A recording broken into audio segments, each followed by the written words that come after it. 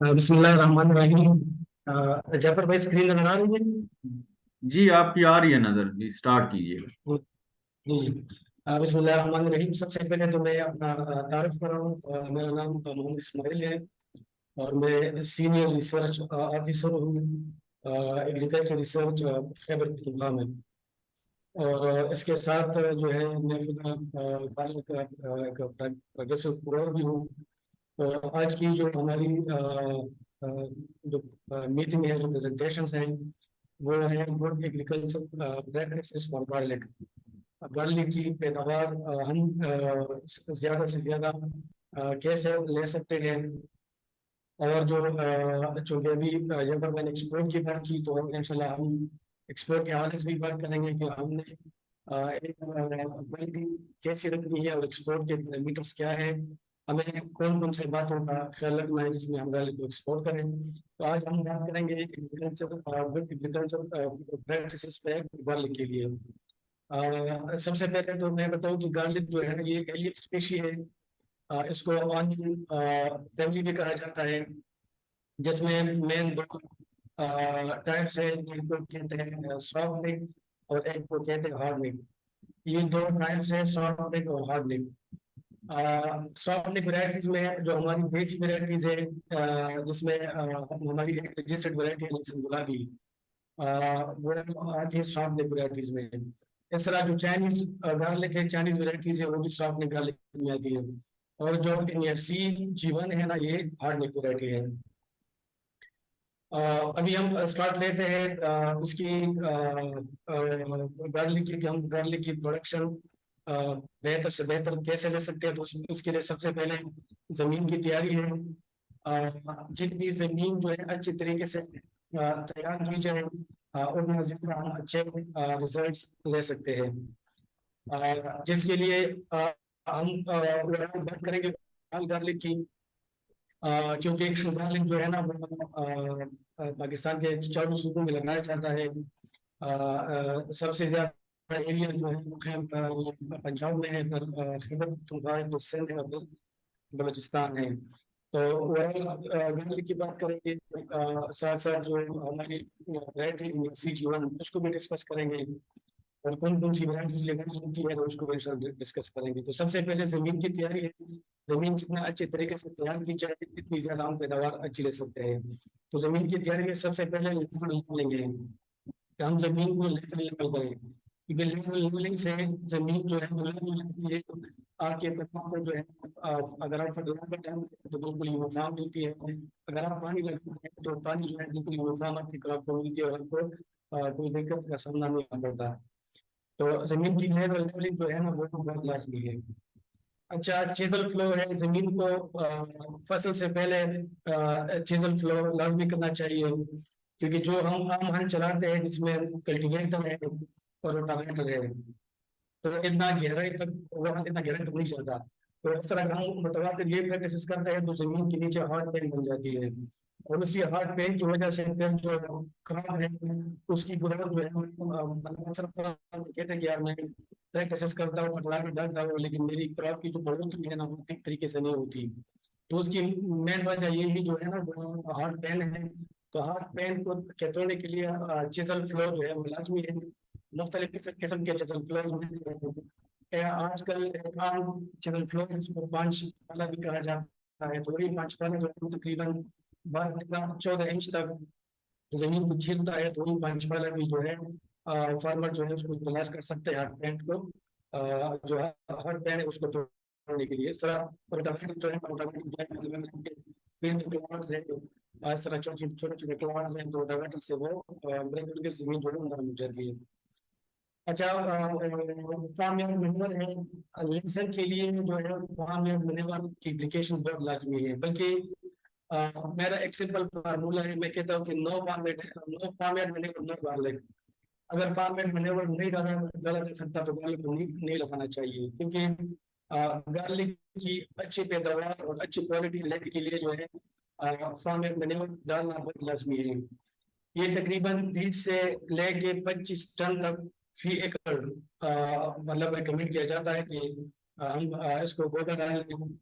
इसके फायदा क्या है? एक तो इससे जमीन जो है वो नरम रहती है, जमीन का जो पीएच है वो मेंटेन रहता है, और जितने भी इसेंशियल न्यूट्रिएंट्स हैं जो कि प्लांट को रिक्वायर्ड है, वो सारी की सारी हमारे फार्म मिनरल में मौजूद है। जिसमें मैक्रो न्यूट्रिएंट्स है, जिसमें माइक्रो न्यूट्रिएंट्स है। मैक्रो में अगर हम कहें फास्फोरस है, नाइट्रोजन है, पोटाश है।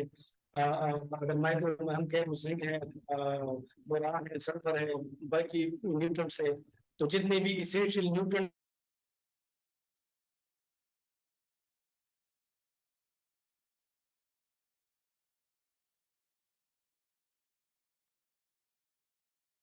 इस्माइल साहब आपकी आवाज नहीं आ रही। ग्रीन मिनरल जी। हाँ जी अभी आ रही है।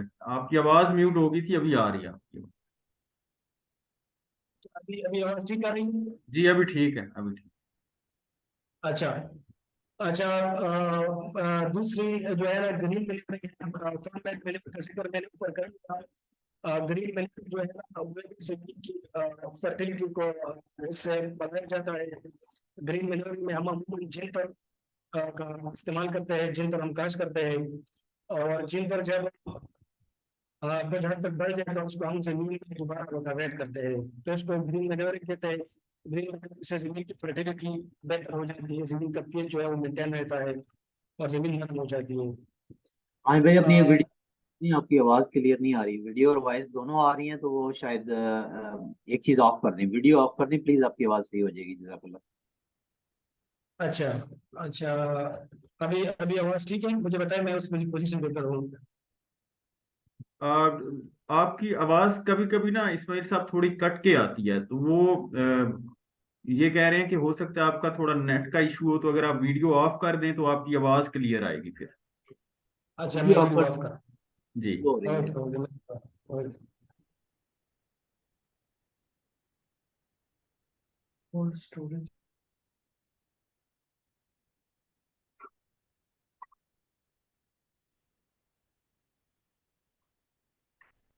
जी आप बोलिए प्लीज। अच्छा, अभी अभी आवाज चेक कर, ठीक है आवाज? जी अभी बेहतर है, अभी बेहतर है। स्टार्ट जारी रखिए। अच्छा, एक मिनट, मुझे एक मिनट।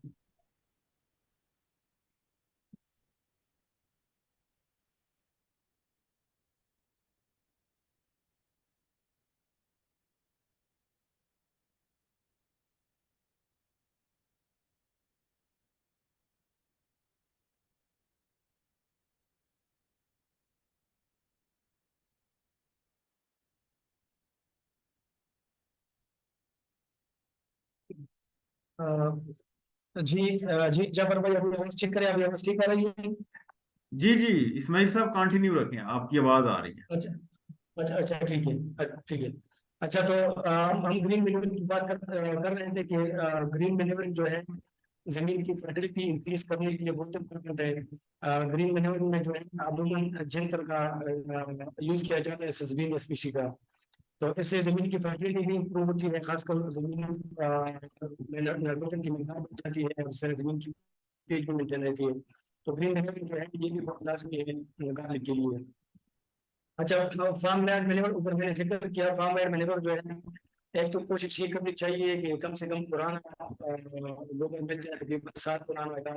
10 साल से ज्यादा भी हो तो ठीक है, लेकिन अमूमन जो है फार्मर के लिए तो ऐसा मुश्किल हो जाता है। तो इसलिए कोशिश ये करनी चाहिए कि कम से कम 1 या 2 महीने पहले गोबर खाद डाली जाए और उसको जमीन में मिक्स किया जाए, ताकि इसकी जो डिकम्पोजिशन है ना वो अच्छी तरीके से जमीन में हो जाए। और डिकम्पोजिशन के लिए, अच्छी डिकम्पोजिशन के लिए जो है ये वेस्ट डिकम्पोजर या बायोमास का इस्तेमाल जो है वो बहुत लाजमी है। क्योंकि अगर फ्रेश गोबर डालते हैं तो उस उससे क्रॉप में काफी सारे मसाइल पैदा हो जाते हैं, डिजीज आने का इशू होता है। इस तरह जमीन में जो है इंसेक्ट्स बढ़ने का, टर्माइट्स बढ़ने का खतरा होता है। जमीन में घास ज्यादा उगने के खदशात होते हैं। तो इस वजह से मैं कहता हूँ कि अगर कोई फ्रेश गोबर डाल रहा है तो कम से कम महीने 2 महीने पहले से में डाला जाए, और उसके साथ साथ वेस्ट डिकम्पोजर का या बायोमास का इस्तेमाल किया जाए। तो वह डिकम्पोजर और बायोम का ये फंक्शन है कि ये डिकम्पोजिशन का जो प्रोसेस है वो टेस्ट करता है। तो अगर आप उसको मतलब गो करने के बाद 2-3 दफा अप्लाई करें तो इंशाल्लाह जो डिकम्पोजिशन है ना वो महीने में पूरी तरह इंशाल्लाह हो जाएगी। अच्छा, ये तो सोइंग से पहले जमीन को किस तरीके से तैयार करना है वो सारा डिटेल मैंने शेयर कर दिया। अभी जब वो जमीन फाइनल स्टेज पे हो गई तो सोइंग के लिए कौन सा हल चलाना चाहिए, क्या करना चाहिए, कौन कौन से फर्टिलाइजर डालनी चाहिए, तो स्लाइड में मैं प्रेजेंट करता हूँ। जमीन सोइंग से पहले कम से कम एक दफा जमीन पर रोटावेटर चलाना चाहिए ताकि जमीन नरम हो जाए, इसमें अगर ढीले प्लांट्स वो खत्म हो जाए, ठीक है, और जमीन जो है नरम हो जाए। और उसके बाद जो है कल्टीवेटर अमूमन अगर डालने के बाद कम से कम मतलब ये मैं फैक्टर शेयर करूँ जो अमूमन हम घर के लिए करते हैं, तो 2 दफा कम से कम ईस्ट वेस्ट और नॉर्थ साउथ जो है 2 दफा कल्टीवेटर जो है ये चलाना चाहिए ताकि जमीन जो है पूरी तरह नरम हो जाए। फर्टिलाइजर में क्या क्या करना चाहिए उगाने के लिए, तो उसके लिए जमीन जब तैयार होंगे फाइनल हल चलाते हैं तो फाइनल हल चलाने से पहले आप दो दो एक एसओपी, हाफ बैग यूरिया, और ये तकरीबन जिंक 6 kg, बोरान 6 kg और सल्फर 10 kg, जो ग्रेनुलर सल्फर है ये फी एकड़ इन 8 कनाल ये 2 छिड़कों ये खाद जो है वो डालकर जमीन में हल चलाई जाए। गार्लिक को कौन कौन से तरीकों से लगाया जाता है उसका स्लाइड पे थोड़ा सा जिक्र है। गार्लिक को फ्लैट बिट्स पे यानी हमवार जमीन पे भी लगाया जाता है। अमूमन जो देसी गार्लिक है, देसी गार्लिक को जिसमें NS-156 है, स्वामी गार्लिक वाले है, गोल्डन फार्मी है, इनको जो है फ्लैट बिट्स में लगाया जाता है, यानी हमवार जमीन पे लगाया जाता है। इसके लिए क्या होता है कि जमीन को जो खेत को छोटे छोटे स्ट्रिप में यानी छोटे छोटे फील्ड में तैयार किया जाता है। 5 फुट, 6 फुट, 7 फुट, 8 फुट पानी के हिसाब से 10 फुट, जितना पानी ज्यादा होता है उतने स्ट्रिप जो है वो छोटे बनाए जाते हैं। अगर पानी कम है तो स्ट्रिप जो है वो तंग बनाए जाते हैं, तो उसको बनाया जाता है, उसको लेवल किया जाता है। और ये लोकल दूध मिलता है, और उसके जरिए से निशान लगाया जाता है किसी स्ट्रिप में, और मैनुअली जो है ना उसमें गार्लिक को लगाया जाता है। मैंने पिक्चर्स भी स्केच भी लगाए पिक्चर्स, तो मैं पिक्चर में इंशाल्लाह ये उसको फिर मजीद एलाबोरेट कर दूंगा। तो एक तरीका जो है ना वो फ्लैट बिट्स का है, फ्लैट बिट्स पे जो इस तरह गार्लिक लगाई जाती है। सेकंड तरीका जो है वो रिच सॉइल का है। जमीन के लिए रिजेस बनाए जाते हैं, बने बनाए जाते हैं, कोई रिच कहते हैं, कुछ को बना कहते हैं। अमूमन जो है जो मेंस रेजर है, मेंस रेजर के थ्रू जो है वो रिजेस बनाए जाते हैं। जो है जी, हेलो, इधर आओ बीर साहब। इस्माइल साहब, हेलो आवाज, जी जी, आपका माइक का कोई इशू है, आवाज क्लियर नहीं आ रही। जाफर भाई आवाज ठीक आ रही है? आपकी वैसे ठीक है लेकिन बीच में से ना वो कट कट के आ रही है आवाज, तो बड़ा उससे ना पार्टिसिपेंट्स तक अच्छा सही नहीं पा रही।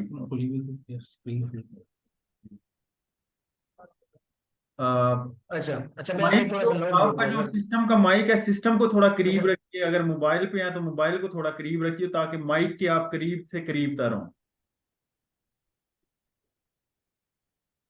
अच्छा अच्छा, दूसरा जो हमारा दूसरा तरीका है ना वो रेड सोइंग है। रेड सोइंग जो है ना वो ट्रैक्टर माउंटेड रेजर होता है जिससे हम रिजेस बनाते हैं। ये हम जो हमारा प्रोटेक्टर रेजर होता है, जिससे हम प्रोटेक्टर लगाते हैं, जो मेंस रेजर होता है उसी रेजर से हम रिजेस बनाते हैं। तकरीबन ये जो रिज टू रिज फासला है अमूमन 2 फीट या 2 फीट जो है रिज टू फासला होता है। और ये रिज के दोनों साइड पे, एक साइड पे भी और दूसरे साइड पे भी जो है इसकी गार्लिक की सोइंग की जाती है। जो तीसरा तरीका है वो रेज बिड है, रेज बिड सोइंग मेथड है, जिसके लिए bed making makeup machines available हैं, जो हमारी इंजीनियरिंग की टीम पंजाब में डस्का में या पक्का में वहाँ पे ये बेड मेकर मशीन बनाते हैं जिसके मुख्तलिफ साइजेज हैं। 12 इंच बेड है, 18 इंच बेड है, 24 इंच बेड है, 36 इंच बेड है, 42 इंच बेड है। तो जिस जगह पे नहरी पानी अवेलेबल है तो वहाँ पे तकरीबन 12 इंच का जो बेड है ना उनका इस्तेमाल जो है वो अमूमन किया जाता है। लेकिन जब ड्रिप इरिगेशन है तो ड्रिप इरिगेशन में ज्यादातर 24 इंच, 36 इंच और 42 इंच के बेड जो है वो प्रेफर किए जाते हैं।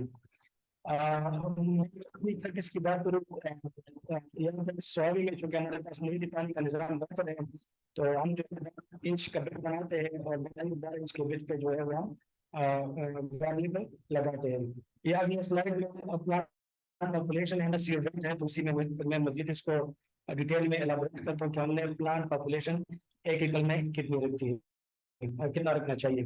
तो ये 3 तरीके हैं, flat bed sowing, raised sowing और रेड बेड सोइंग। तो सबसे बेस्ट मेथड है ना वो रेड बेड सोइंग का है। रेड बेड क्योंकि गार्लिक जो है ना ये क्योंकि सॉइल खराब है, इसका जो बल्ब है वो जमीन में बनता है तो जितनी जमीन गर्म है जितना सॉइल नीचे ज्यादा है उतना की जो है बल्ब साइज भी अच्छी बनेगी और उसकी क्वालिटी भी अच्छी बनेगी। तो बेड जो रेड बेड बहुत बेहतर है गार्लिक के लिए। और दूसरा अगर आप मतलब पानी का इस्तेमाल अगर हम फ्लड इरिगेशन करते हैं और पानी का इस्तेमाल भी थोड़ा सा ज्यादा हो जाए तो लहसुन को इफेक्ट नहीं करता। और अगर मतलब बारिश ज्यादा हो जाए तो क्योंकि गार्लिक बेड्स में के ऊपर लग जाता है तो उससे जो है पानी का ज्यादा नुकसान नहीं पहुंचता। इसी वजह से रेड बेड जो है वो बेहतर है। लेकिन इसमें एक बात का खास ख्याल रखना चाहिए कि रेड बेड पे जो है प्लांट पॉपुलेशन जो है वो बेहतर होनी चाहिए। और प्लांट पॉपुलेशन का मैं नेक्स्ट स्लाइड में जिक्र करता हूँ क्योंकि किसी भी क्रॉप में जो मेन वो है ना वो प्रोडक्शन है कि जितना ज्यादा आप प्रोडक्शन लेंगे उतना ज्यादा आपको जो है रिटर्न आएगा। मतलब 2 तरीके हैं, एक आपने कास्ट कम करनी है कि आपका कास्ट कम से कम हो, ठीक है।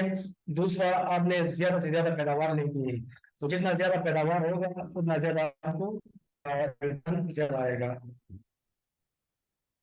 ये डिफरेंट गार्लिक वैरायटीज है जो कि पाकिस्तान में कमर्शियली उगाई जाती है। जिसमें सबसे पहले लहसुन गुलाबी है। लहसुन गुलाबी जो है ये Ayub agriculture research institute Faisalabad ने इसको रजिस्टर्ड कराया था। इसका रंग जो है वो गुलाबी होता है। 1957 है। इसका रंग जो है सफेद है। वही पंजाब और खैबर पख्तूनख्वा में कमर्शियली लगाया जाता है।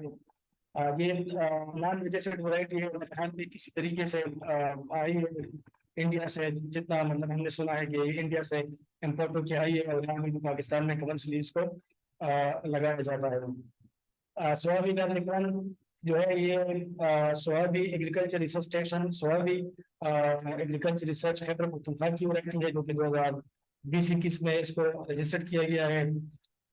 इन तीनों का डिफरेंस क्या है? लहसुन गुलाबी रजिस्टर मैंने कहा इसका रंग जो है वो गुलाबी है। 1956 की बल्ब का रंग जो है सफेद है और जो सोयाबी का लिखवान है इसका कलर सफेद है लेकिन इस पर पिंक स्ट्रिप्स है। इसके बल्ब पे पिंक कलर के स्ट्रिप्स इस तरह साइड पे बने होते हैं। सोयाबी का निकल का साइज जो है ना वो 1956 से भी बल्ब साइज ज्यादा है और लहसुन गुलाबी से भी इसका बल्ब साइज जो है ना वो बड़ा है और इसकी पैदावार भी जो है 1956 और लहसुन गुलाबी से ज्यादा है। लहसुन गुलाबी एक अच्छी वैरायटी थी लेकिन चूंकि अभी इसका काफी टाइम मेरे ख्याल में 1976 में ये वैरायटी रजिस्टर्ड कराई गई है। ये वैरायटी जो है ना 1976 में रजिस्टर्ड कराई गई है और अभी इसकी प्रोडक्शन भी थोड़ी सी कम है और इसमें लीफ रस्ट डिजीज का अटैक भी काफी ज्यादा आता है और इसका प्रोसेस भी छोटा रहता है। तो अभी जो कमर्शियली सबसे ज्यादा 1956 जो है वो लगाया जाता है। स्वाभाविक लिक्वान चूंकि अभी रिसेंटली रजिस्टर्ड हो गई है और अभी आहिस्ता आहिस्ता हम इसका सीड जो है वो फार्मर्स को दे रहे हैं। जो चौथी वैरायटी है वो NMC HE वाली वैरायटी है। ये variety national agriculture research centre Islamabad ने इसको रजिस्टर कराई है और ये वैरायटी जो पूरे पाकिस्तान में जो है पॉपुलर पंजाब में खास तौर पर पंजाब में खैबर पख्तूनख्वा में इसको बहुत ज्यादा लगाया जाता है। और इस वैरायटी का जो ब्रीड होता है तो मायूस जो से फोन होता है, तो गवर्नमेंट पाकिस्तान की तरफ से एसयूराई जी का जो वीडियो था मयूर साहब उनको सितारा इम्तियाज भी दिया गया है। तो CH1 है, इस वैरायटी की पैदावार जो है वो बाकी सारी वैरायटी से जो है वो ज्यादा है।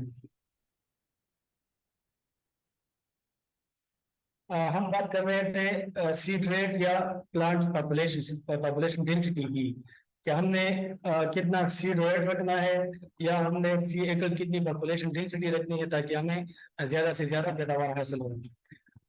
लहसुन गुलाबी का जो है ये अमूमन 300 ग्राम फी एकड़ इसका सीड रिकमेंड किया जाता है।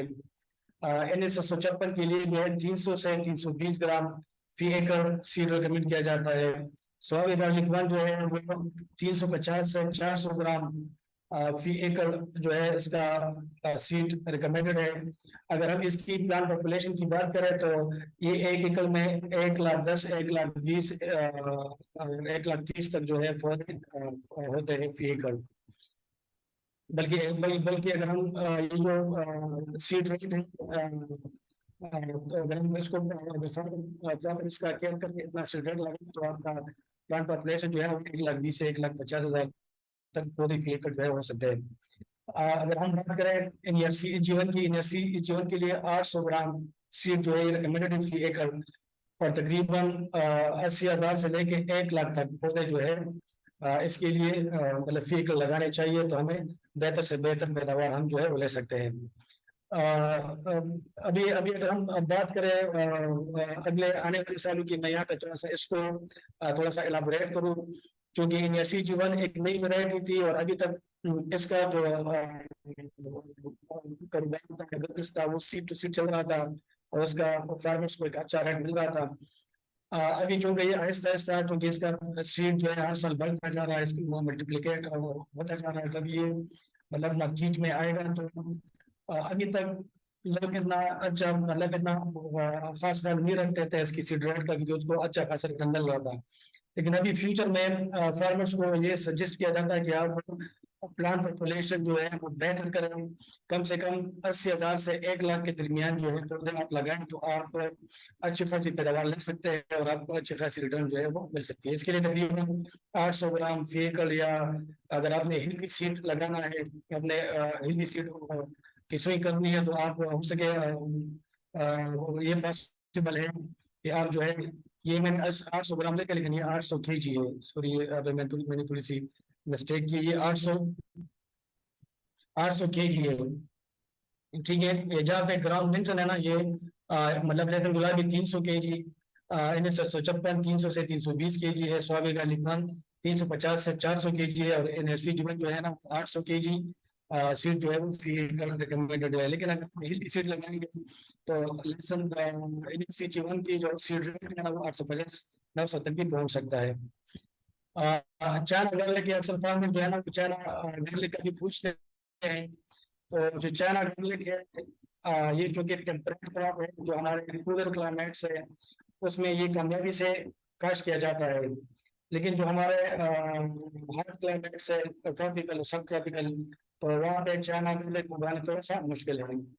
अभी अगर हम कूलर क्लाइमेट्स की बात करें, खैबर पख्तूनख्वा में जो हमारा नॉर्दर्न या ईस्टर्न एरियाज है जिसमें स्वार, मानसेरा, एबटाबाद, कलाम, इस तरह जो है मानसेरा जो है उस तरफ बटरफिल्ड जितना भी कूलर बेल्ट है वहाँ पे जो है चाइनीज गार्लिक जो कामयाबी से उगाई जा सकती है। तो हम बात करें बलूचिस्तान की, तो बलूचिस्तान के हरनाई इलाके में जो है वो चाइनीज गार्लिक जो है वो कामयाबी से काश्त किया जाता है।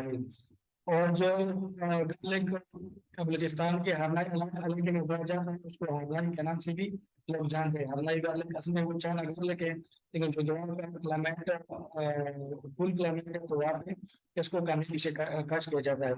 लेकिन जो ट्रॉपिकल और सब ट्रॉपिकल क्लाइमेट्स है, जो हॉट क्लाइमेट्स है, जो जिस तरह हमारे अगर हम देखें सेंट्रल पंजाब है, साउथ पंजाब है, इस तरह हमारा सेंट्रल खैबर पख्तूनख्वा है, साउथ खैबर पख्तूनख्वा है, तो उसमें वैसे सिंध है, तो गर्म इलाकों में चाइनीज गार्लिक जो है वो कामयाब नहीं है।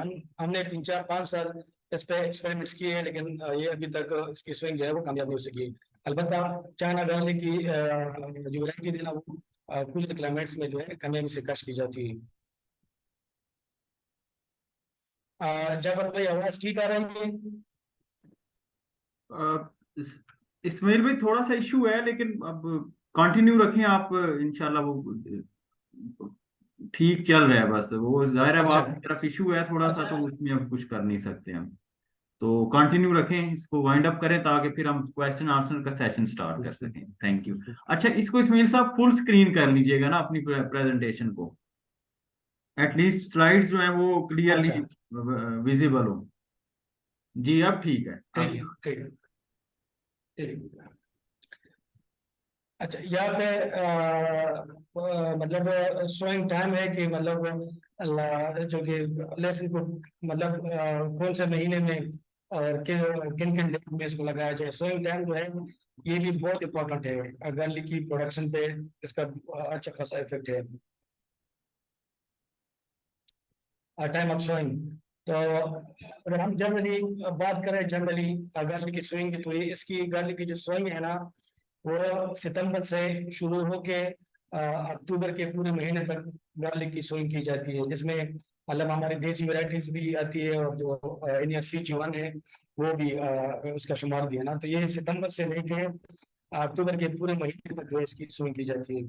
अगर हम खैबर पख्तूनख्वा की बात करें तो खैबर पख्तूनख्वा में सबसे बेस्ट टाइम जो है सोइंग का वो 15 सितंबर से लेकर 10 अक्टूबर तक है। 15 सितंबर से 10 अक्टूबर तक जो है ये गार्लिक की सोइंग का टाइम है। लेकिन जो हमारी साथी तजुर्बा है, मैं खुद कहता हूँ कि 30 सितंबर तक सोइंग जो है वो कंप्लीट होना चाहिए। अगर हम देसी वैरायटीज की बात करें तो देसी वैरायटीज की सोइंग जो है वो 25 सितंबर तक यूज करना चाहिए। अगर हम जीवन की बात करें इंडस्ट्री जीवन की, तो जीवन की सोच जो है वो 30 सितंबर तक अगर कंप्लीट की जाए तो बहुत बेहतर बेहतर बात है। लेकिन अगर कोई इशू है, जमीन खाली नहीं है या कुछ मजीद है, तो मतलब 10 अक्टूबर तक हम इसकी सोइंग बढ़ा सकते हैं। अगर हम बात करें सेंट्रल पंजाब की, तो सेंट्रल पंजाब में जो सोइंग का ड्यूरेशन है वो 25 सितंबर से लेकर 15 अक्टूबर तक है। साउथ पंजाब में 10 अक्टूबर से 30 अक्टूबर तक है। इस तरह सिंध में भी 10 अक्टूबर से लेकर 30 अक्टूबर तक इसकी सोइंग की जाती है। जिस तरह मैंने ऊपर जिक्र किया कि जो टाइम ऑफ सोइंग है वो वैरायटी टू वैरायटी वेरी करता है। अच्छा, ये क्रॉप मैनेजमेंट है। आप आपके क्रॉप की स्विंग हो गई तो आपने क्रॉप मैनेजमेंट कैसे करनी है। जैसे ही स्विंग हो गई मैं इसको मजीद इलाबोरेट करूंगा, नीचे पिक्चर्स है, पिक्चर्स है। जैसे ही गार्लिक की स्विंग हो गई तो आपने जो पहला पानी है वो आपने पीछे पहला पानी देना है। टोटल पानी जो है तकरीबन 8 से 12 इरीगेशन जो है टोटली इसको रिक्वायर्ड है। पहला पानी जब आप देख कर आपको जमीन पर पे आ जाए तो क्योंकि लहसुन में गोबर निकल जाता है गोबर का, तो उसकी उसकी वजह से काफी सारा घास फूस निकलता है। तो उस घास फूस को कंट्रोल करने के लिए प्री इमरजेंसी विडिसाइड्स का इस्तेमाल किया जाता है। तो प्री इमरजेंसी विडिसाइड्स में जो है वो जिसका 800 ml फी एकड़ इसकी एप्लीकेशन की जाती है। इस तरह हदफ है कैंसर कंपनी का ये 400 ml फी एकड़ है। इस तरह रेंटल है, फुल क्लेम है, इसका 800 ml फी एकड़ इसकी जो है एप्लीकेशन की जाती है। मतलब ये जो तीनों का मैंने जिक्र किया है ना, इसमें से एक किसी एक को आप चूज करके सेलेक्ट करके फ्री इमरजेंसी के तौर पर इसको स्प्रे करें। डोल गोल्ड जो है डोल गोल्ड को आपने तकरीबन 24 घंटों या 36 घंटों के अंदर अंदर स्प्रे करना है, क्योंकि ये बिल्कुल फ्री इमरजेंसी है। अगर थोड़ी बहुत घास फूस भी उगे है ना तो डोल गोल्ड उसको कंट्रोल नहीं करते। लेकिन हर रिजल्ट जो है ना, ये अगर टाइम थोड़ा सा 2-3 दिन गुजर भी जाए ना फिर भी आप इसको कर सकते हैं। ये जो हदफ है हॉस्पिटल है ना, ये पोस्ट इमरजेंसी भी है और प्री इमरजेंसी रिसर्च भी है। गर्ली की पूरी सीजन में तकरीबन 2 से लेकर 3 दूरियां इसको रिक्वायर्ड है। अच्छा, अब ऊपर हमने जो है जमीन की तैयारी के दौरान जो फर्टिलाइजर्स है वो हमने जिक्र किए अभी। जो बकाया ग्राउंड का ड्यूरेशन उसमें हमने कौन कौन से फर्टिलाइजर डालने हैं, जो प्रैक्टिस से मतलब हम अडॉप्ट करते हैं, तो मैंने यहाँ पे उसको थोड़ा सा एलाबोरेट किया स्लाइड पे, जिसमें क्रॉप के ये जो फर्टिलाइजर है ना, ये मतलब वेरी करता है उसकी फर्टिलाइजर की जो एप्लीकेशन का दौरान है ना, ये देसी गार्लिक और C1 में भी करता है। क्योंकि देसी गार्लिक को जब लगाया जाता है तो तकरीबन हफ्ता 10 दिन में इसकी स्पॉटिंग हो जाती है। लेकिन इनियर्सी जीवन जो है ना, उसकी स्पॉटिंग लगाने से एक महीने के बाद इसकी स्पॉटिंग शुरू हो जाती है। तकरीबन 40 से 50 दिन के दरमियान जो है ये पूरी इसकी स्पॉटिंग जो है वो कंप्लीट हो जाती है। तो इसकी वजह से फर्टिलाइजर एप्लीकेशन जो है ना, टाइम जो है ना वो डिफरेंट है। हम जो है यहाँ पे मैंने इनियर्सी जीवन के लिए जिक्र किया है, तो इनियर्सी जीवन के 50 से 60 दिन के बाद यूरिया डाला जाता है। तो 80 दिन के बाद जो है नाइट्रोजन डाला जाता है। और फिर फरवरी के पहले हफ्ते में जो है वो अमोनियम सल्फेट की डाली जाती है। 25 फरवरी के बाद 25 kg पोटाश फ्लड करना चाहिए। और साथ सल्फर जो है तकरीबन 2 से 3 kg मुख्तलिफ ड्यूरेशन में इसको सल्फर डालना चाहिए, क्योंकि सल्फर जो है एक तो ये फंजीसाइड के तौर पे भी काम करता है, और दूसरा ये न्यूट्रेंट भी है। हमारी गार्लिक का जो पंजेंसी है, जो टेस्ट है, जो क्वालिटी है, वो सल्फर से इम्प्रूव होती है। और इस तरह हम अमाइनो एसिड्स का और एनपीके का एक बार स्प्रे जो है वो करना चाहिए। अमाइनो एसिड्स को हम अमूमन जो है दिसंबर और जनवरी के महीने में रिकमेंड करते हैं, और एनपीके को हम फरवरी और मार्च के महीने में रिकमेंड करते हैं। जो ड्यूरेशन फर्टिलाइजर डालने की ऊपर बयान की गई है, ये हम लोग ये जो है इनियर्सी जीवन के लिए जो हमारे देसी वैरायटीज है उसमें थोड़ा सा डिफरेंस है। मतलब अगर यहाँ पे हमने यूज के फर्स्ट हमने 50-60 दिन का है, तो मतलब आप 30 से 40 दिन के दरमियान जो है देसी वाले को डाल सकते हैं। तो डेज का जो दौरान है ना, ये देसी वैरायटीज के लिए अर्ली है। यहाँ पे एक बात मैंने स्लाइड में तो मेंशन नहीं किया है, लेकिन अगर कोई फार्मर समझे कि मेरी क्रॉप थोड़ी सी उसकी ग्रोथ थोड़ी सी स्लो है, तो यहाँ पे फरवरी के महीने में जो है नाइट्रोफॉस की एक दिन जो है उसकी क्रॉप ठीक है, हेल्दी है, तो उसको लग रहा है कि मेरी क्रॉप हेल्दी है, मुझे प्रोडक्शन अच्छी आएगी, तो जरूरत नहीं है। लेकिन अगर उसको लग रहा है कि मेरी क्रॉप वीक है, तो फिर उसको नाइट्रोफॉस का एक बैग जो है डालना वो रिकमेंड किया जाता है। ये डिजीजेस है, जो मेजर डिजीजेस है उसके गार्लिक है, जिसमें रूट रॉट है, बैक्टीरियल सॉफ्ट रॉट है, बेसल रॉट, व्हाइट रॉट और रस्ट, ये डिजीजेस है गार्लिक की। और जो इंसेक्ट पेस्ट है उसमें निमाटोड्स है, बर्ड्स है, इसमें शूट फ्लाई और रूटवॉर्म है और थ्रिप्स है। ये जो रेड पॉइंट में है, पॉइंट्स में ये जो है वो डिजीजेस है जिसने पिछले 2 सालों में क्रॉप काफी ज्यादा डैमेज किया है। खासकर जो एनएफसी जीवन क्रॉप है उसको बहुत ज्यादा डैमेज मिला है इन डिजीज से, जिसमें रूट रॉट है, बैक्टीरियल सॉफ्ट रॉट और बेसल रॉट है। तो इसमें एक वजह ये भी हो सकती है कि जो हमारी प्रैक्टिसेस थी पिछले सालों की, जिसमें हमने बहुत ज्यादा रेगुलर प्रैक्टिसेस किए थे क्रॉप ज्यादा पैदावार लेने के लिए, जिसमें मतलब एप्लीकेशन हमने बहुत ज्यादा की थी, डीएपी, यूरिया, अमोनियम सल्फेट, इसकी कार्ड हमने बहुत ज्यादा डाली थी। उस ऊपर से हमने माइनस की और बिकी की थी, स्प्रेड्स की थी। तो मेरे ख्याल में उसी वजह से ये भी रीजन हो सकती है, ये भी एक रीजन हो सकती है उसकी डिसीज, जो मेजर डिसीजेस थे। और अगर आप पिछला साल कंपेयर करें तो थोड़ा सा मतलब क्लाइमेट इशू भी था, मौसम परिवर्तन था, तो उसकी वजह से पिछले साल जो है ये बैक्टीरियल सॉफ्ट का बेसल रॉट का बहुत ज्यादा इशू आया था। जो इंसेक्ट पेस्ट है, इंसेक्ट पेस्ट में नेमाटोड्स, बोरस और थ्रिप्स है। पिछले सालों में बोरस का अटैक भी अच्छा खासा हुआ था उसके गार्लिक पे, खास तौर पर इंजीनियर जीवन पे, और थ्रिप्स का भी अच्छा खासा अटैक हुआ था उस पे गार्लिक पे। तो ये भी मैं जो हमारे प्रैक्टिसेस थे, हमारे प्रैक्टिसेस जो है वो एग्रीकल्चर थे, तो उसी प्रैक्टिस की वजह से ये डिजीज आए थे।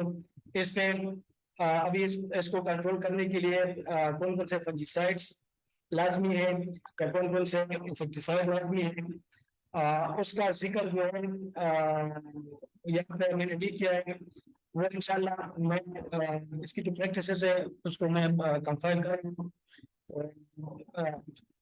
खास तौर पर जो पेस्टिसाइड और इंसेक्टिसाइड है उसका एक लिस्ट तैयार करके इंशाल्लाह मैं ग्रुप में शेयर कर दूंगा।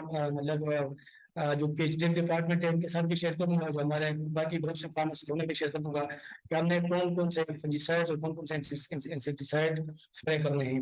जिस तरह हमने पहले भी जिक्र किया एक्सपोर्ट का, एनएफसी जो है इंशाल्लाह हम कोशिश कर रहे हैं इसकी एक्सपोर्ट की, और हमारी अच्छी खासी मीटिंग्स हो गई है। तो अभी जो हमारे आने वाले काम है उसमें हमने केमिकल्स का बहुत एहतियात करना है, क्योंकि एक्सपोर्ट जो हमारे एक्सपोर्ट के स्टैंडर्ड्स हैं वो क्या है और हमने क्या क्या यूज करना है, तो उसका बहुत ख्याल रखने में नीचे एक स्लाइड भी इसमें शेयर किए जो बैन केमिकल्स है कि कौन कौन से केमिकल्स हमें अप्लाई नहीं करनी चाहिए। तो इंशाल्लाह वो जो लिस्ट है केमिकल का वो मैं एकदम फाइनल करके इंशाल्लाह मैं ग्रुप्स के साथ शेयर कर दूंगा। अच्छा, ये क्रॉप हार्वेस्टिंग है और पोस्ट हार्वेस्ट मैनेजमेंट है कि हमने क्रॉप हार्वेस्टिंग किस तरह करनी है और उसको हमने पोस्ट हार्वेस्ट मैनेजमेंट क्या क्या करनी है। तो क्रॉप जो है क्रॉप जब 40 से लेके 50% तक इसकी मेच्योरिटी हो जाए तो 40 से 50% मेच्योरिटी पे जो है क्रॉप को हार्वेस्ट करना चाहिए। इसमें हमारी देसी वैरायटीज के लिए भी है और जो इनवेस्टी जो है ना उनके लिए भी है।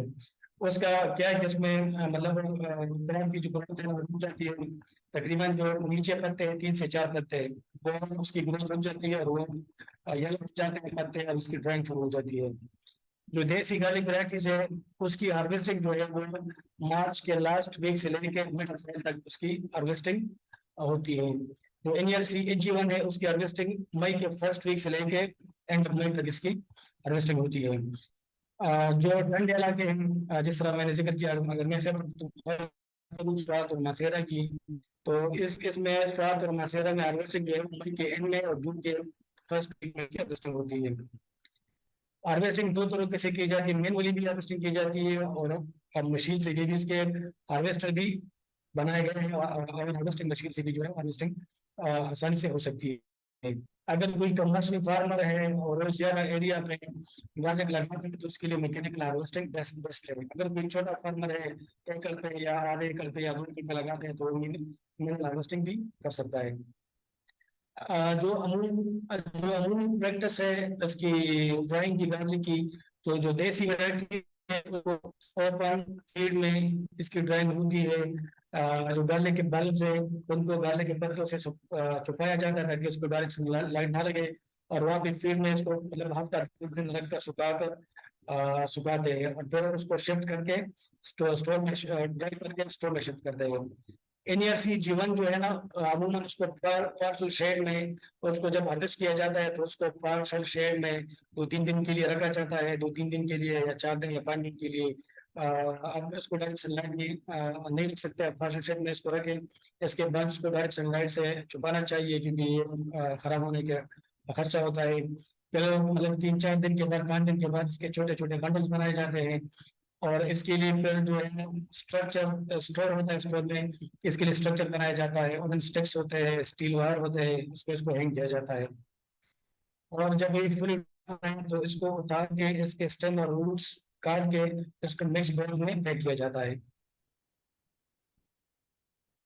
अच्छा, जिस तरह मैंने ऊपर जिक्र किया, अगर हम बात करें एक्सपोर्ट की खास तौर पर एनईआरसी G1 की, एनईआरसी G1 अल्हम्दुलिल्लाह 2-3 मीटिंग जो है वो हमारी हो चुकी है इस हवाले से मिनिस्ट्री ऑफ कॉमर्स में पीएचडी डिपार्टमेंट के साथ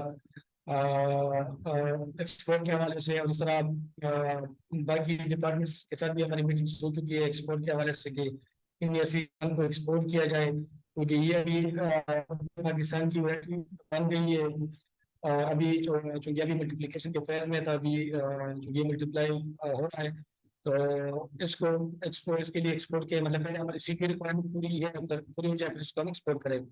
तो इसके सैंपल्स भी काफ़ी सारी कंट्रीज को भेजी गई है और सैंपल्स उसके सैंपल्स भी अच्छा खासा रिस्पांस आया है। तो अगर हमने एक्सपोर्ट क्वालिटी प्रोडक्ट तैयार करना है नेक्स्ट ईयर के लिए तो हमने ये जो केमिकल हमने इज्तनाब करना है, इसको हमने अप्लाई नहीं करना है, क्योंकि अगर हम ये केमिकल डालेंगे तो जो हमारी प्रोडक्ट है वो फिर एक्सपोर्ट नहीं होगी। जिसमें कार्बोफ्यूरान है, फिलोडान के नाम से आम बाजार में मिलता है, क्लोरोफाइरिफास है, अमीडा क्लोप्रिड है, ट्राइइसोप्रास है, प्रोपिनोफास है, कार्बेंडाजिम, ट्राइसाइक्लोजोल, असीटामिप्रिड, टाइफिनेट मिथाइल, टाइमेथाक्सीन। ये केमिकल जो है ना, ये तकरीबन 10 फार्मूले है, एक्टिव इंग्रेडिएंट्स है। अगर आपने गार्लिक को एक्सपोर्ट करना है तो आपने इन ये केमिकल्स को नहीं डालना है। अगर आप इन केमिकल्स को डालेंगे ना तो फिर जब आप कोई सैंपल एक्सपोर्ट करते हैं तो उसका लेबोरेटरी टेस्ट होता है। अगर उसके लेबोरेटरी टेस्ट में ये केमिकल डिटेक्ट हो गई तो फिर हमारा प्रोडक्ट जो है एक्सपोर्ट के काबिल नहीं होगा। तो हमने इन केमिकल्स को यूज नहीं करना है।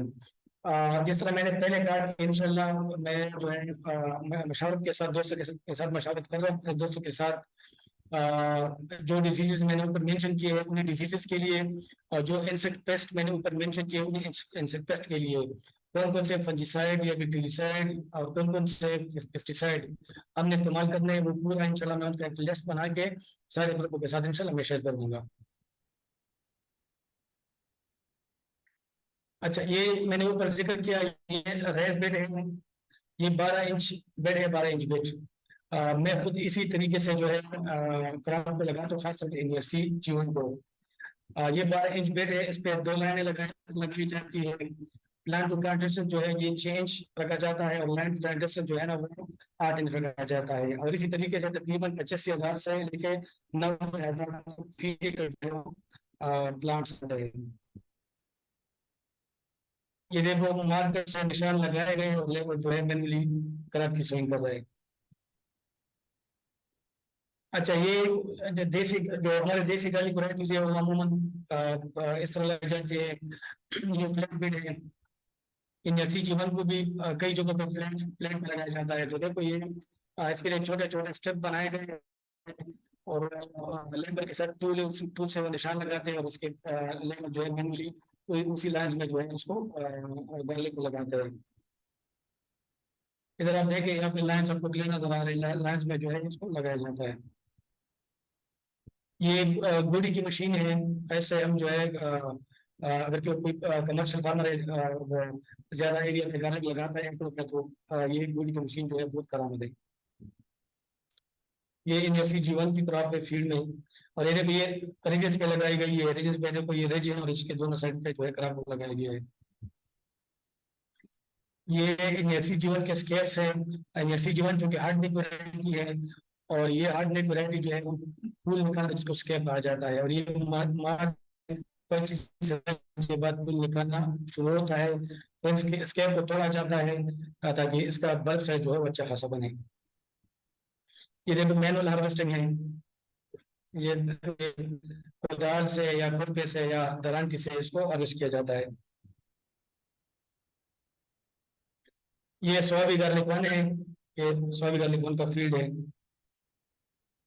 ये स्टोरेज तकनीक है, जिस तरह मैंने कहा यूनिवर्सिटी जीवन को इस तरह ये देखिए लकड़ियाँ लगाई गई है, लकड़ी के ऊपर स्टेक लगाए गए हैं, उसके ऊपर यूनिट की शक्ल में जो है यूनिवर्सिटी जीवन को रखा गया है।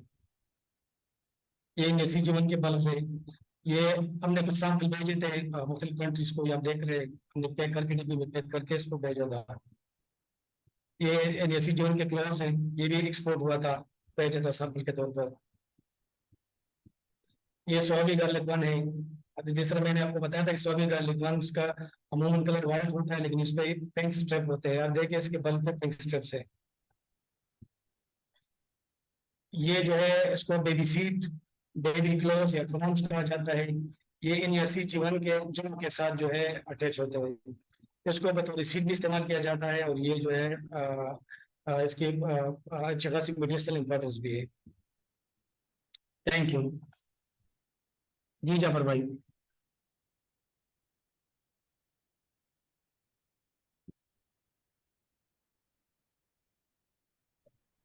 जी थैंक यू इस्माइल साहब, आपने कंप्रिहेंसिवली बड़ा डिटेल के साथ सारे सोइंग से लेके हार्वेस्टिंग और पोस्ट हार्वेस्टिंग तक के जितनी भी मराइल हैं उन पे रोशनी डाली, और यकीनन हमारे जो व्यूअर्स हैं उनको इससे काफ़ी कुछ सीखने का मिला होगा। और जो आपने कंपैरिजन ड्रा किया है सिंपल गार्लिक का और NARC का, वो उससे भी बहुत ज्यादा चीजें क्लियर हुई हैं कि जो क्यूरीज हमारे पास अक्सर आती थी हमारे जितने भी व्यूअर्स हैं उनकी तरफ से, कि हम जब NARC को हार्वेस्ट करना चाहते हैं या उसको हम जब इरिगेशन करते हैं या फर्टिलाइजर का इस्तेमाल करते हैं तो उसमें हमें इश्यूज आते हैं as compare to simple garlic.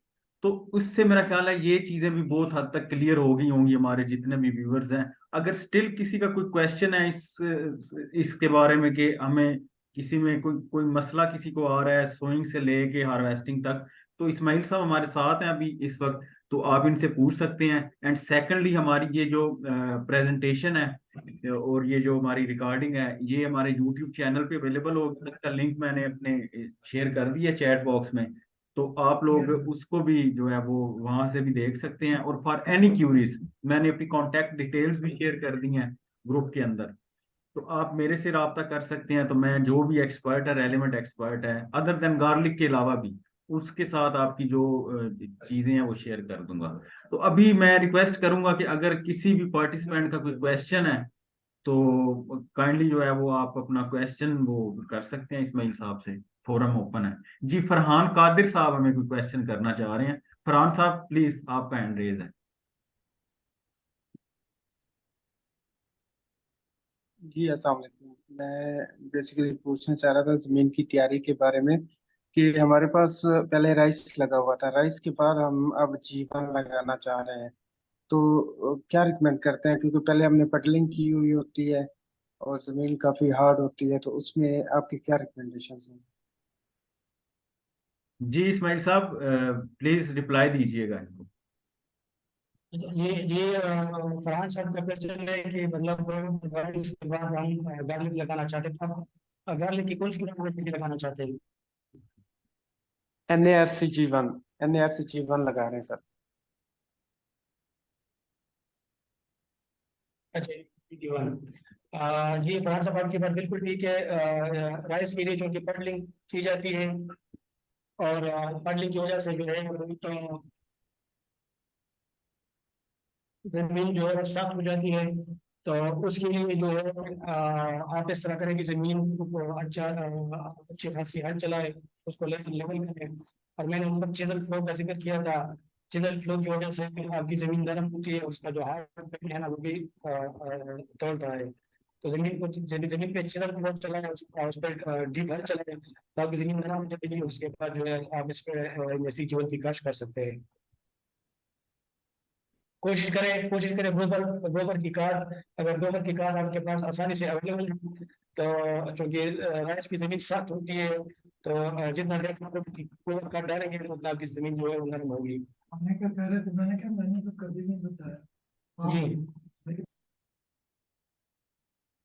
मजीद किसी का क्वेश्चन हो? जी अस्सलाम वालेकुम।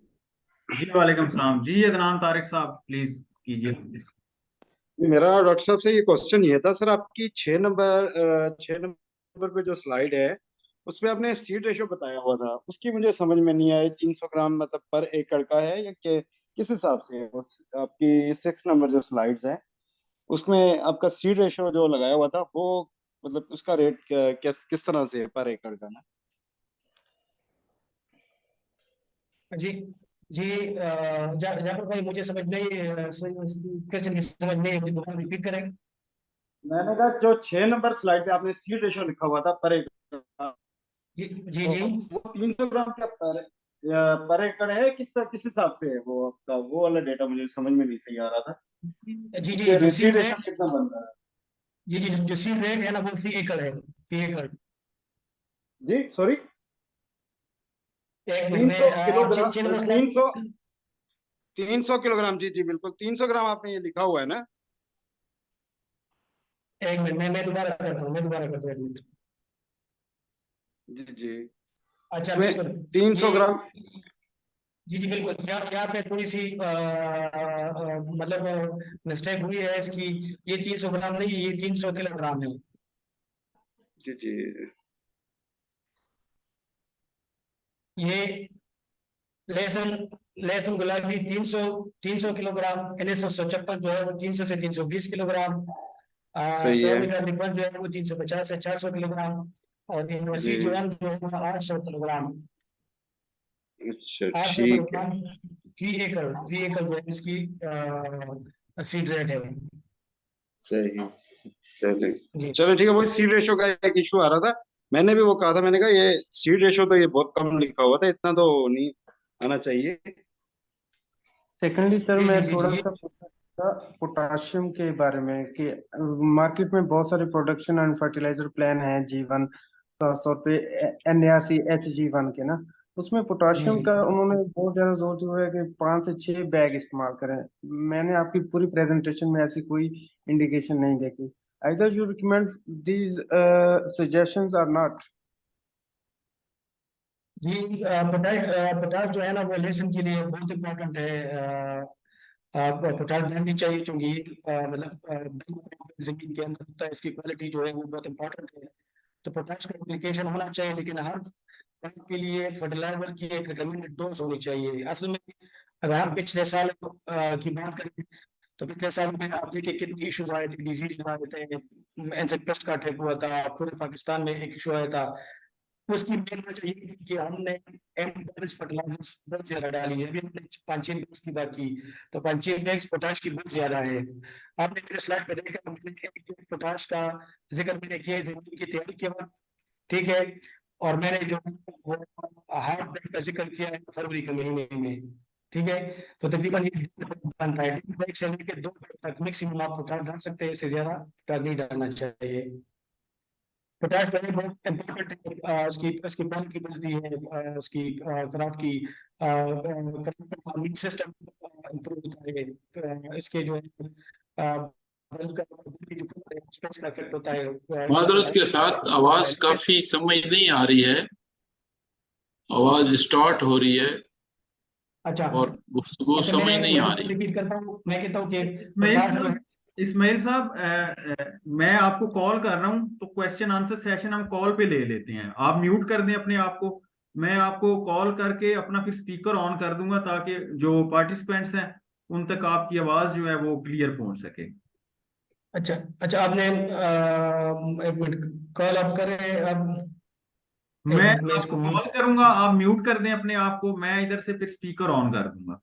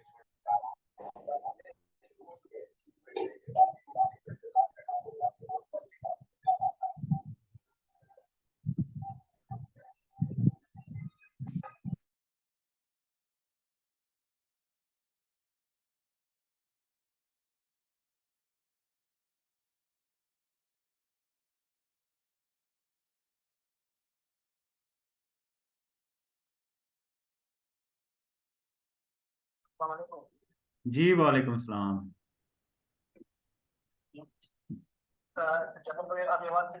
जी आवाज ठीक है। अभी अभी आप स्पीकर पे हैं तो क्वेश्चन जो भी होगा वो आप इसका रिस्पॉन्ड स्पीकर पे कर दीजिएगा। सर मैं क्वेश्चन कर सकता हूँ? जी फरहान साहब प्लीज। सर लास्ट क्वेश्चन है, सॉरी फॉर दैट, ज्यादा डिस्टर्ब नहीं करूंगा। कि मल्चिंग के पॉइंट ऑफ व्यू से उन्होंने मतलब बताया जाता है कि राइस स्ट्रा भी, व्हीट स्ट्रा भी है और ब्लैक पॉलीथीन शीट भी है। which is the most best for mulching purpose?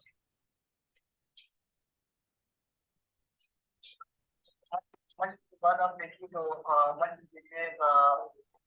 मंच के लिए सबसे बेस्ट जो है ना वो राइस पराठी है। राइस पराठी जो है वो आसानी से अवेलेबल भी है और खास तो आप राइस पराठी का इस्तेमाल जो है मंच के लिए कर सकते हैं।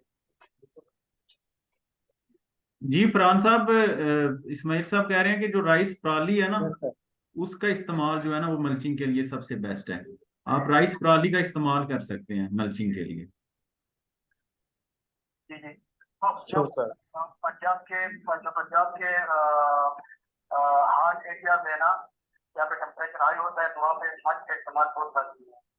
मंच के काफी सारे पॉइंट है। मंच से एक तो आपकी जमीन कटी रहती है, आपको पानी कम देना पड़ता है और दूसरा जो है इरिगेशन भी कम करनी पड़ती है। ठीक है, क्रॉप की ग्रोथ के लिए बेहतर है। तो जो गर्म इलाके हैं जहाँ पे टेम्परेचर अमूमन हाई होता है तो वहाँ पे मंच का इस्तेमाल बहुत करती है।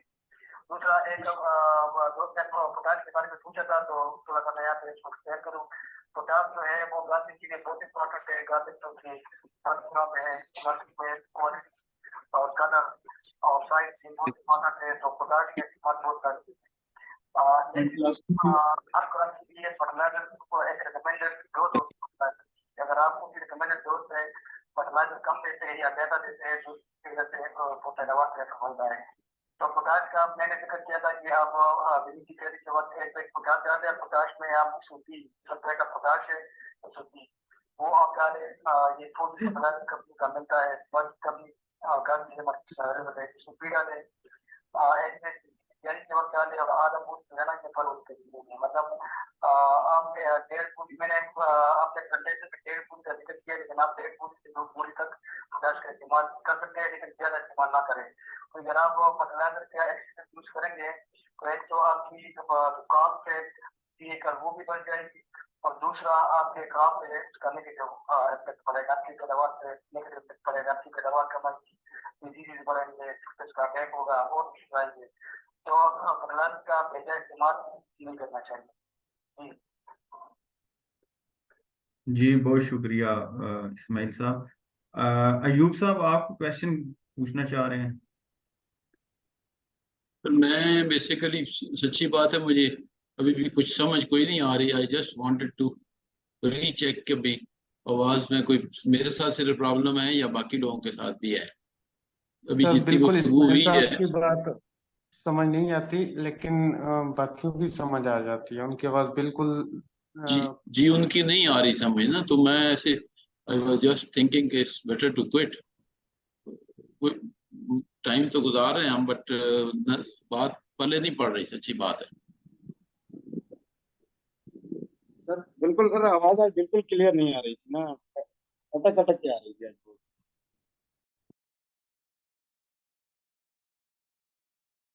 मतलब समझ नहीं आती, आती है कट कट के आती है या डिस्टॉर्ट हो जाती है। Something wrong somewhere.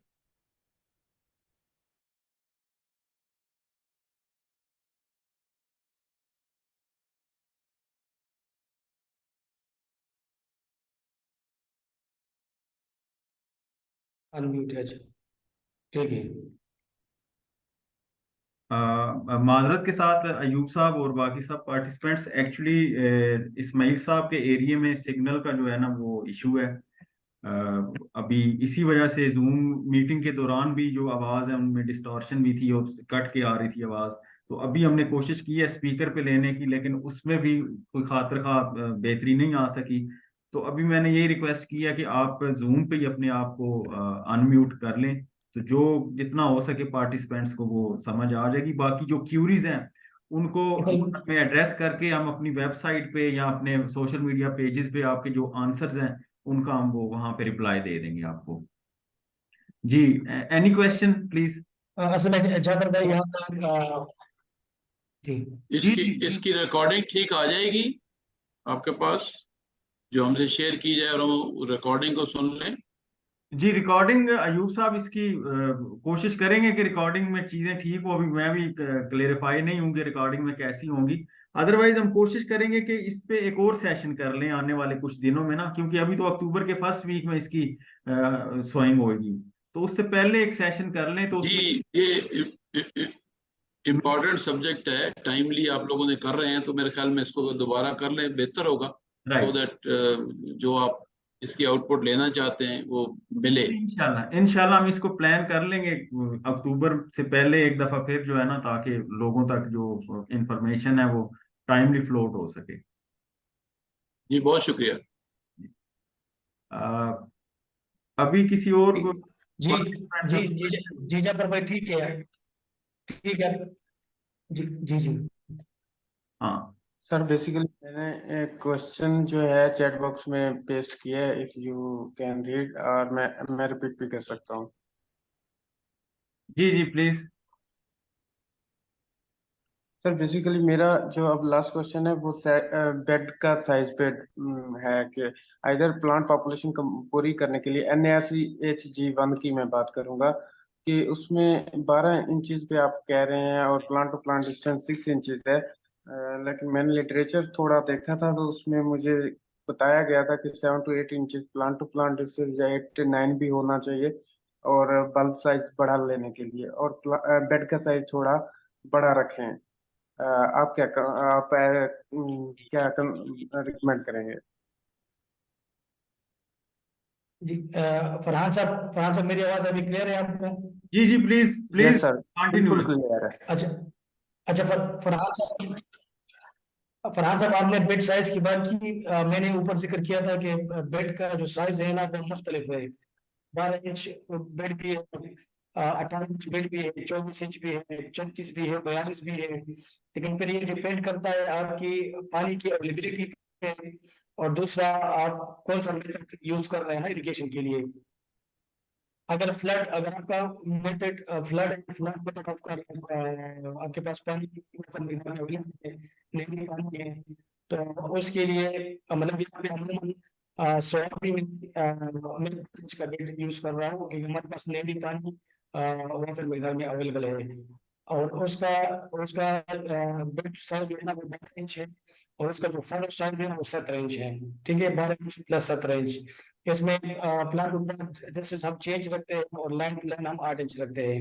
और इसी फासले पे तकरीबन 85,000 से 90,000 तक पौधे जो है 2 एकड़ हम रखते हैं। ठीक है, अभी आपका जो एरिया है ना वो डिपेंड करता है कि आप एरिया कौन सा है, आपके पास पानी का सोर्स क्या है, पानी ज्यादा है या कम है, आप फ्लड इरिगेशन करते हैं या ड्रिप इरिगेशन करते हैं, तो उस हिसाब से आपका जो बेड साइज है ना वो भी करता है।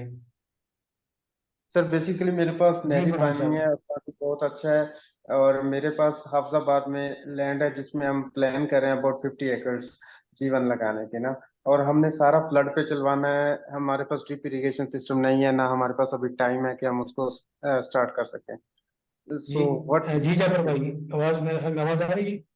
जी जी आपकी आवाज आ रही है। तो वो क्वेश्चन फरहान साहब पूछना चाह रहे हैं कि 50 एकड़ पे वो G1 लगाना चाह रहे हैं, तो उसके लिए वो जो इरिगेशन सिस्टम है उसके बारे में कोई इंफॉर्मेशन लेना चाह रहे हैं।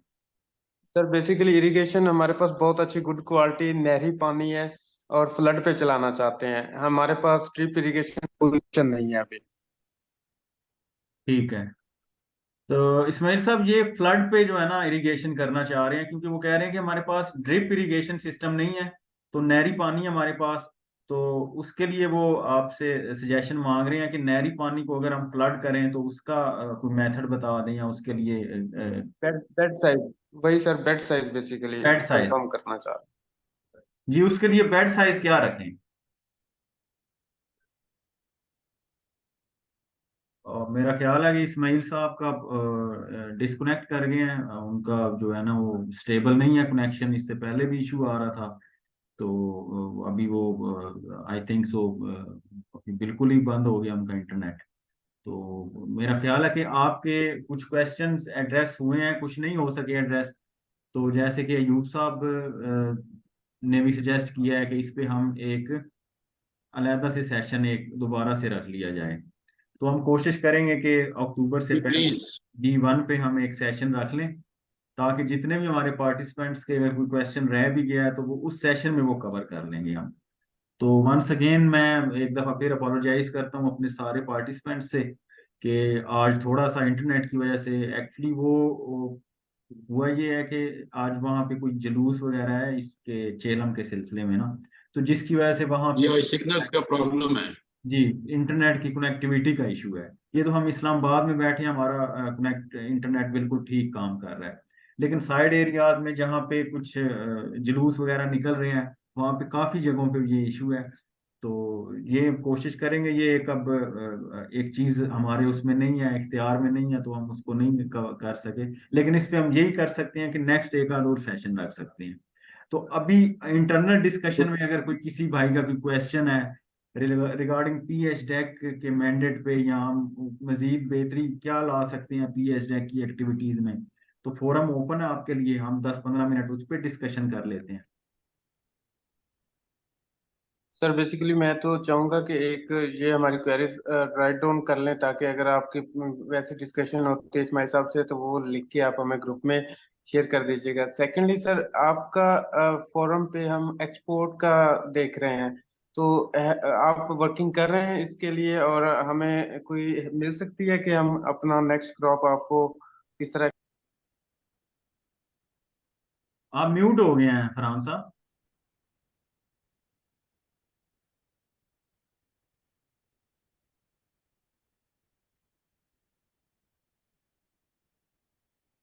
उधर भी शायद कोई सिग्नल्स का इशू आ गया है।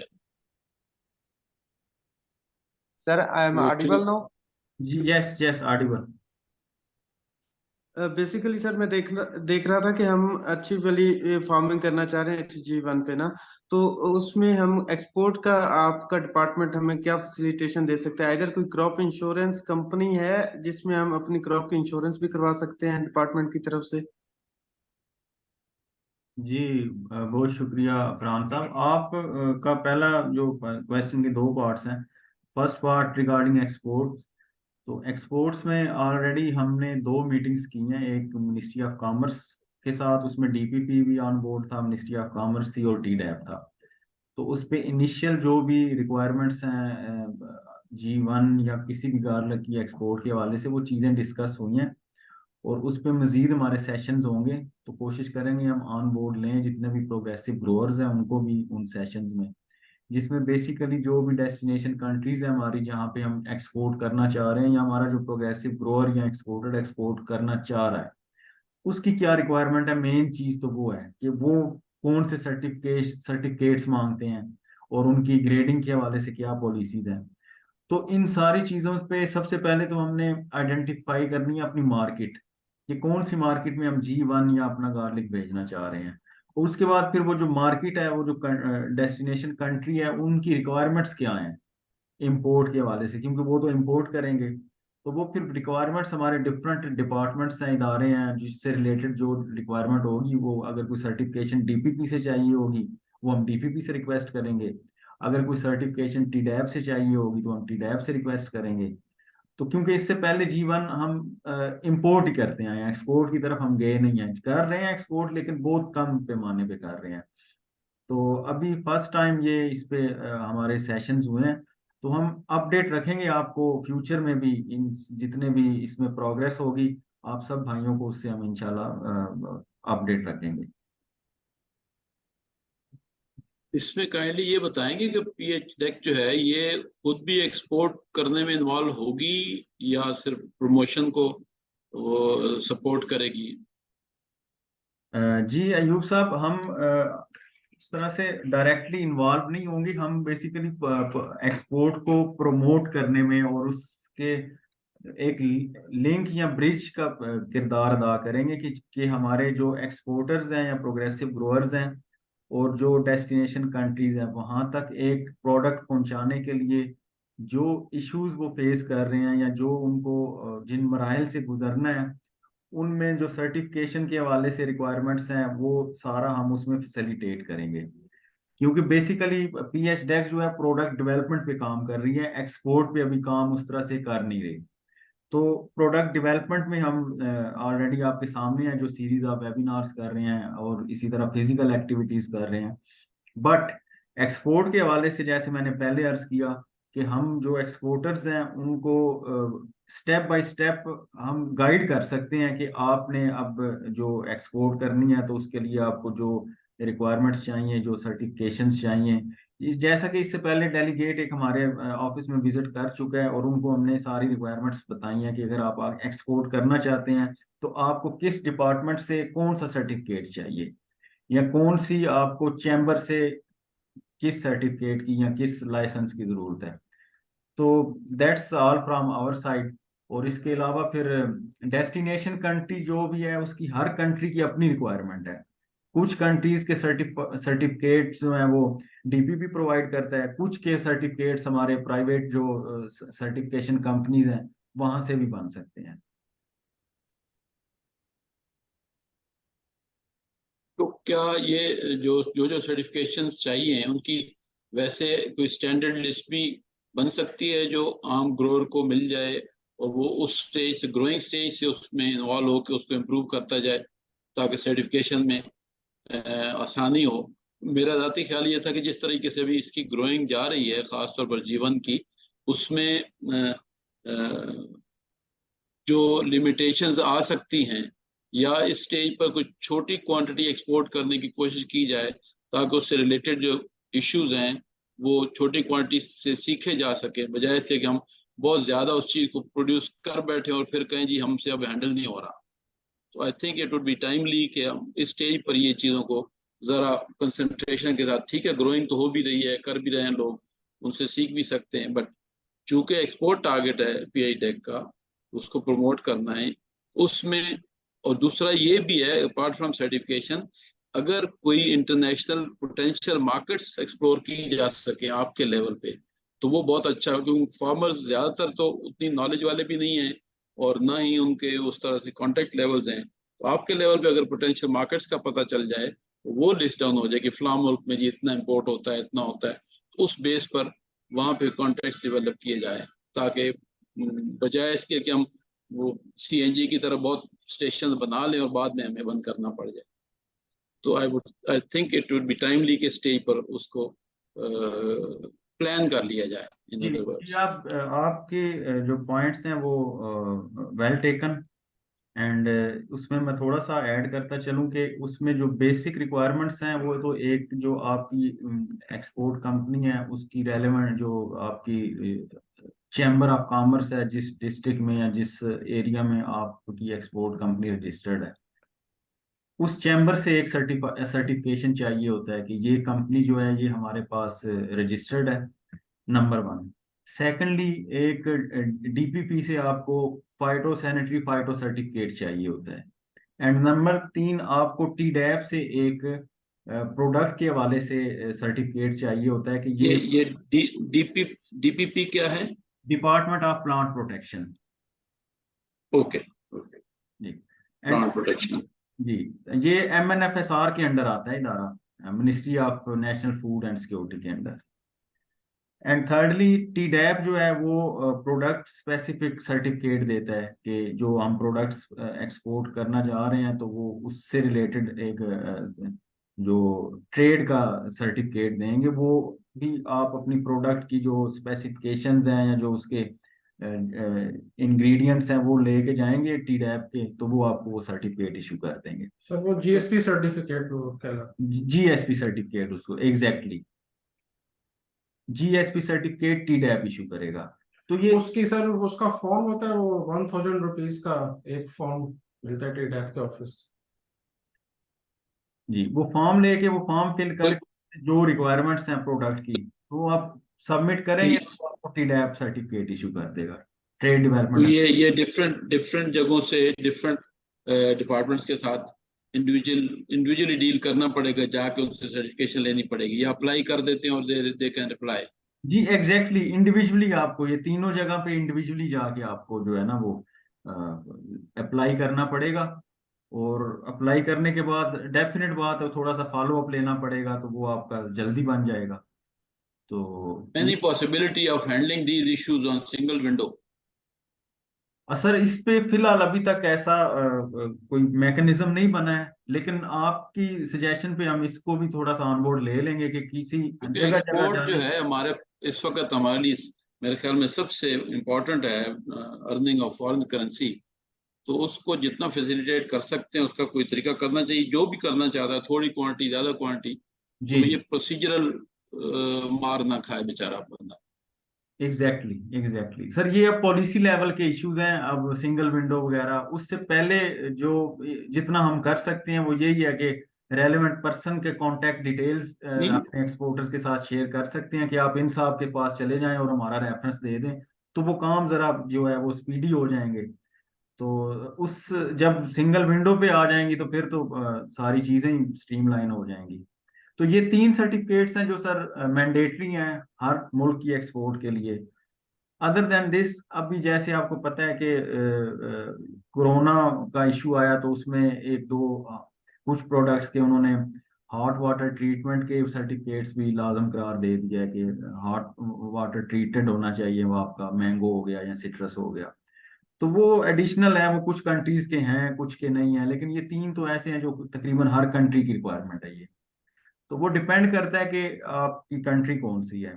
एंड सेकेंडली सर, आपने मार्केट डेवलपमेंट की बात की कि मार्केट को डेवलप करना चाहिए।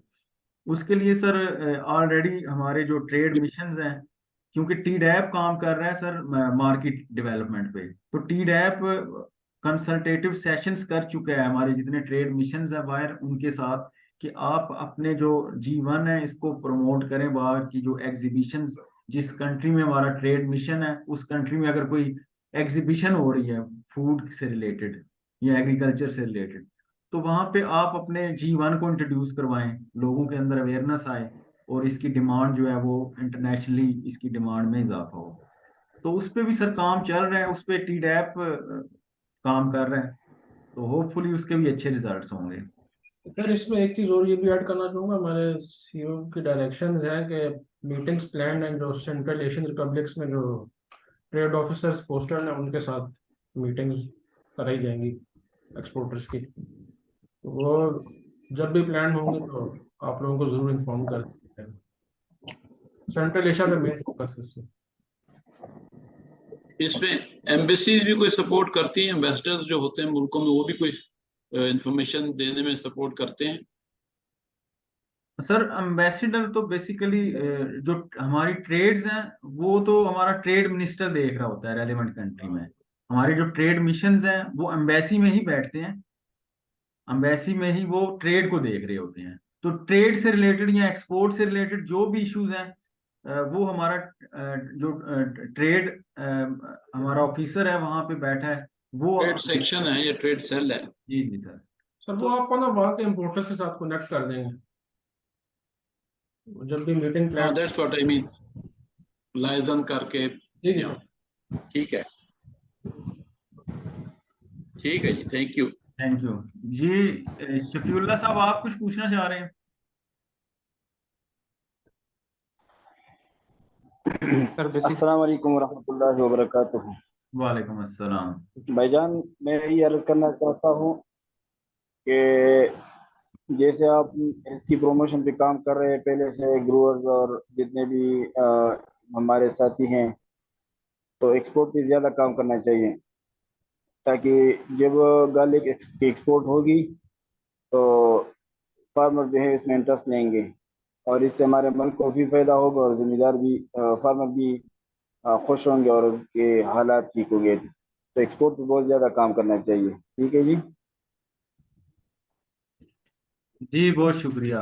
वेल वेल टेकन शफीउल्लाह साहब। उस पे जैसा कि पहले डिटेल डिस्कशन हो चुकी है कि उस पे टीडैप भी काम कर रहा है और पीएचडैक ने भी अपने कुछ वेबिनार्स प्लान किए हैं सेंट्रल एशियन कंट्रीज के साथ एक्सपोर्ट को बूस्ट करने के लिए।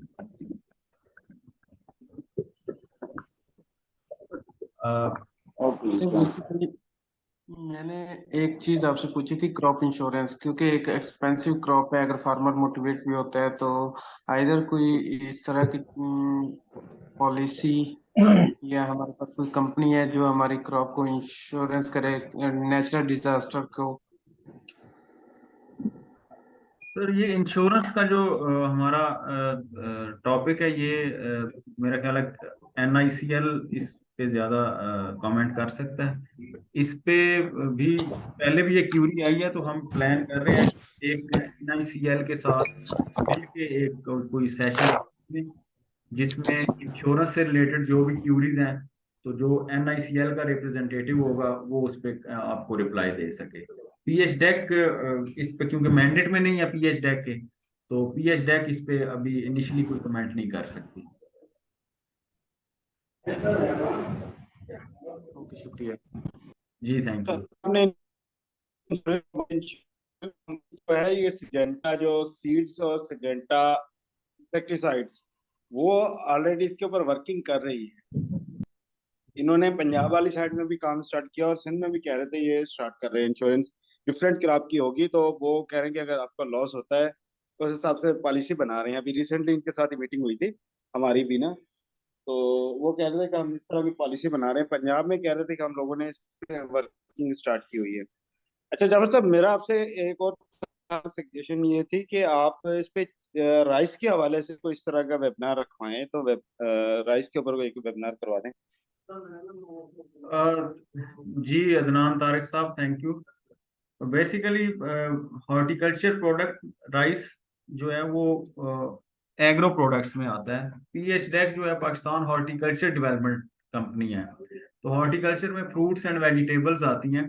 राइस में TDAP में सेशंस हो रहे होते हैं, हर महीने में एक आध जरूर होता है, trade development authority of Pakistan में। तो अभी इन फ्यूचर में मैं ये है कि अपना जो PH डेक का कम्युनिटी ग्रुप है या मेरे पास जो ईमेल एड्रेसेस का डाटा है, अगर कोई TDAP राइस पे कोई एक्टिविटी कर रहा हुआ तो वो मैं आप लोगों के साथ शेयर कर दूंगा ताकि आप उसको ज्वाइन कर सकें।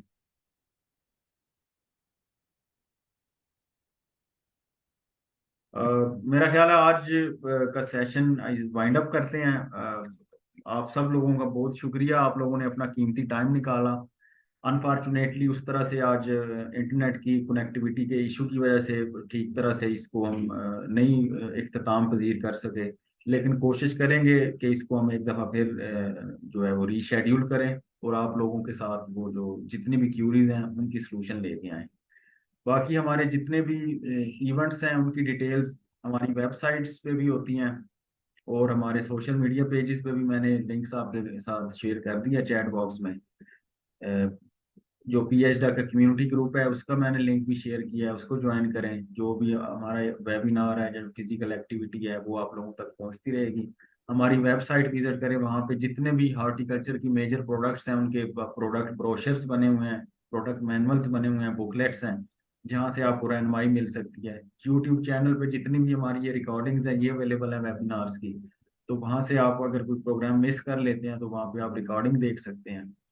तो वंस अगेन बहुत शुक्रिया आप लोगों का, आप सब लोगों ने अपना कीमती टाइम निकाला। इंशाल्लाह हम नेक्स्ट हमारा वेबिनार ट्यूसडे को है, उसकी मैं डिटेल्स जो है वो ग्रुप में शेयर कर दूंगा।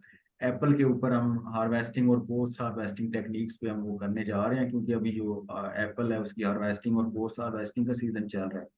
उसमें हमारे पास XDG रिसर्च हैं बलोचिस्तान से, डॉक्टर जावेद तरीन साहब, वो गेस्ट स्पीकर होंगे हमारे पास। तो आप सब लोगों से मैं रिक्वेस्ट करूंगा कि उसको भी जरूर ज्वाइन कीजिएगा और जितने भी रेलेवेंट स्टेक होल्डर्स हैं एप्पल के उन तक भी इंफॉर्मेशन फ्लोट कीजिएगा। जी thank you so much all of you, बहुत शुक्रिया। अल्लाह हाफिज। बहुत शुक्रिया जी, थैंक यू, थैंक अल्लाह यू, हाफिज। अल्लाह हाफिज।